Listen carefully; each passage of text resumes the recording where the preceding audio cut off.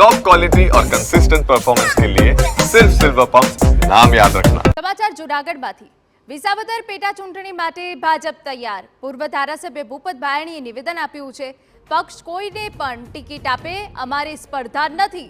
હર્ષદ રેપડિયા, કિરીટ પટેલ અથવા મને ટિકિટ આપે। ઇકો ઝોન મુદ્દે ભાજપ ખેડૂતોની બહાર હોવાની વાત કરી છે। ઇકો ઝોન બાબતે ખેડૂતોને મુશ્કેલી નહીં થાય તેનું ધ્યાન રખાશે। વિસાવદર પેટા ચૂંટણીમાં ભાજપનો ભગવો લહેરાશે। ભાજપની ચૂંટણીમાં ભવ્ય પરિણામ મળશે।